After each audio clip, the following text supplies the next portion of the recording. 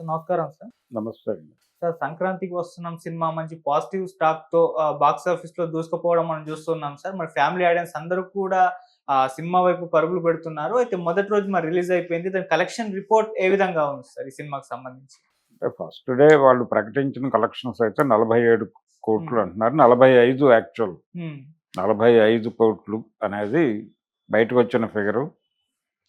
నిజానికి ఈ సినిమాకి ఇంకొంచెం పెరిగే అవకాశాలు కూడా కనిపిస్తున్నాయి. స్క్రీన్ షేరింగ్ తగ్గటం హ్మ్. అంటే 3 సినిమాలు రిలీజ్ అవ్వటం వలన ఈ సినిమాకి కేటాయించినటువంటి స్క్రీన్ షేర్ కొంచెం తక్కువ ఉండటంతో పరిస్థితి ఇలా ఉంది గానీ, స్క్రీన్స్ పెంచితే ఈ సినిమా డెఫినెట్‌గా ఇంకొంచెం రైజ్ అయ్యే అవకాశం ఉంది అనే మాట కూడా వినిపిస్తోంది. ఓకే. ఇది సోషల్ మీడియాలో కూడా పాజిటివ్‌గా వినిపిస్తోంది ఈ సినిమా టాక్. అంటే ఒకళ్ళకొకళ్ళు ఎక్స్‌చేంజ్ చేసుకుంటున్నారు. బావుంది ఈ సినిమాని అని. ఇప్పటివరకు సినిమాల గురించి పెద్దగా సోషల్ మీడియాలో మాట్లాడని వాళ్ళు కూడా ఈ సినిమాని ప్రమోట్ చేస్తున్నారు తమ పోస్టుల ద్వారా. ఇది ఒక పాజిటివ్ టోన్.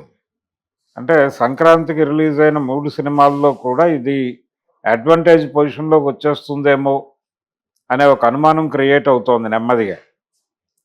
ప్రస్తుతానికి అంటే ఫస్ట్ డే కలెక్షన్స్ కంపేర్ చేసుకుంటే 'గేమ్ చేంజర్‌ని' పక్కన పెట్టేస్తే 'గేమ్ చేంజర్‌కి' సంబంధించి రకరకాల వివాదాలున్నాయి. ఆ వివాదాస్పదమైనటువంటి పరిస్థితిని పక్కన పెట్టేస్తే, ఆ తర్వాత రోజు రిలీజ్ అయినటువంటి 'డాకు మహారాజ్'.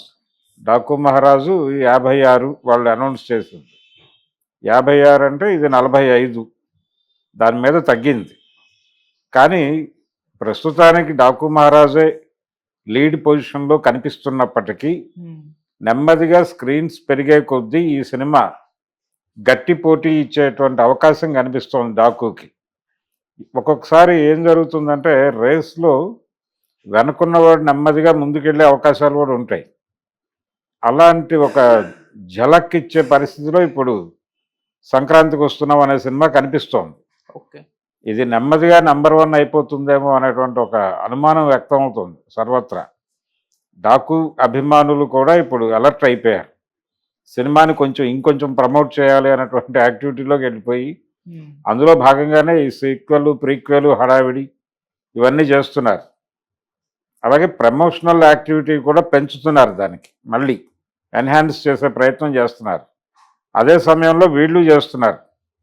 సినిమాకి హిట్ టాక్ వచ్చింది కాబట్టి దీన్ని డెఫినెట్‌గా సస్టైన్ చేయాలి. బలమైన పోటీ ఇవ్వాలి అనేటువంటి ప్రోగ్రామ్‌లో వీళ్ళున్నారు. ఆంధ్రాలో కొంచెం థియేటర్స్ అవైలబిలిటీ బాగుంది.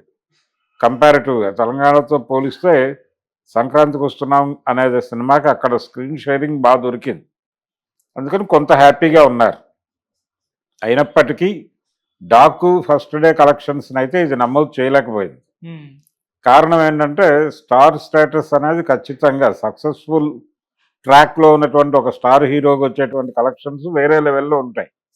ఈ సంక్రాంతి విషాదం ఏంటంటే ఏ సినిమా కూడా ఒక బీభత్సమైన వైబ్‌తో అయితే మొదలవ్వలేదు. నాకు వైబ్ కావాలి అని చెప్పి ఆయన గొడవ చేశాడు 'దిల్ రాజు' గారు. హ్మ్. వైబ్ అని హడావిడి చేశాడు కానీ సంక్రాంతికి వస్తున్నాం సినిమా ఓపెనింగ్స్ కూడా అంటే బుకింగ్ ఓపెన్ చేసిన తర్వాత అంత పెద్ద హడావిడి కనిపించలేదు. 'పుష్ప 2'కి కనిపించిన హడావిడి కనిపించలేదు. 'గేమ్ చేంజర్'కి కనిపించలేదు. 'డాకు'కి కనిపించలేదు. 'సంక్రాంతికి వస్తున్నాం'కి కనిపించలేదు. కానీ 'డాకు'కి మార్నింగ్ షో దగ్గర నుంచి మధ్యాహ్నం ఆటలకి పెరుగుతూ వచ్చింది. ఈ సినిమాకి మార్నింగ్ షో తర్వాత నుంచి టోటల్‌గా అన్ని చోట్ల కూడా నల్లగానే కనిపించింది తెర. అంటే దాదాపుగా అన్ని చోట్ల ఫుల్స్ వచ్చేసినాయి. ఆ ఫుల్స్ కొనసాగుతున్నాయి. 'డాకు'కి కొంచెం డ్రాప్ కనిపిస్తోంది. అంటే కొన్ని చోట్ల వాక్యూమ్ ఉంది. కానీ ఈ సినిమా అన్ని చోట్ల మంచి రేంజే చూపిస్తోంది. సో ఈ పండగ సీజన్ అయ్యే నాటికి కాలిక్యులేట్ చేస్తే ఇది అడ్వాన్స్ పొజిషన్‌లోకి వచ్చే ప్రమాదం కనిపిస్తోంది. ఏది 'వెంకటేష్' గారి 'సంక్రాంతికి వస్తున్నాం'. హ్మ్. సో 'దిల్ రాజు' గారు హ్యాపీ. ఆయన ఒక సినిమా ఇబ్బంది పెట్టినా ఒక సినిమా గట్టెక్కిచ్చింది ఒక రకంగా. ఆ సినిమా కూడా అంటే 'గేమ్ చేంజర్' కూడా ప్రస్తుతానికి ఆహ్, ఆ మేరకు కలెక్షన్స్ బానే ఉన్నాయి. కానీ అక్కడ 'గేమ్ చేంజర్' విషయంలో కూడా ఇబ్బంది ఏంటంటే దీనికంటే కూడా చాలా కాలం క్రితం రిలీజ్ అయినటువంటి పుష్ప 2 లాంటి సినిమాలకి అడ్వాంటేజ్ పొజిషన్ వస్తుంది కంపారిటివ్గా. అందుకని దాన్ని డిజాస్టర్గా అంగీకరించక తప్పని పరిస్థితి. ఆ మాట అనటానికి కొంచెం ఇబ్బంది పడుతున్నారు. కానీ డిజాస్టర్ అని అంగీకరించే పరిస్థితి. ఇప్పుడు శంకర్ గారు ఓపెన్ అయిపోయాడు. నెమ్మదిగా రేపు ఎల్లుండో దిల్ రాజు గారు ఓపెన్ అయ్యే అవకాశం ఉంది. ఆయన చెప్తాడు అసలు ఏం జరిగింది, శంకర్ మాటల్లో వాస్తవం ఎంత, గందరగోళం ఎంత, ఏం జరిగింది అనేది. ఆయన ఏదో నేను అనుకున్న అవుట్పుట్ రాలేదు అన్నట్టుగా మాట్లాడుతున్నాడు. ఇప్పుడు ప్రీ రిలీజ్ ఈవెంట్లో బాగానే హడావిడి చేశాడు. అప్పటికే అవుట్పుట్ చెక్ చేసుకుని ఉంటాడు కదా, ఆయన అవుట్పుట్ మీద కాన్ఫిడెన్స్తో కదా మాట్లాడింది ఆయన. మరి అలాంటి ఆయన అలా మాట్లాడటం ఏంటి, ఇప్పుడు కొత్తగా ప్లేట్ తిప్పి అనేది బయట చర్చ జరుగుతోంది. సో గేమ్ చేంజర్ని టోటల్గా రేస్లోంచి ఎలిమినేట్ చేసేస్తే ఈ 2 సినిమాలు పోటీ పడుతున్నాయి, పోటాపోటీగా ఉన్నాయి.